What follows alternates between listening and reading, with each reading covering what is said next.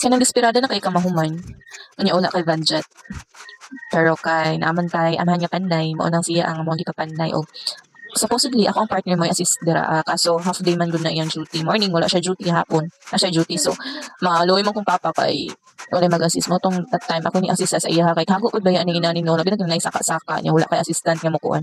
Una na instant tigmas ako dira. Actually kabalo man na ko karon ko kabalo.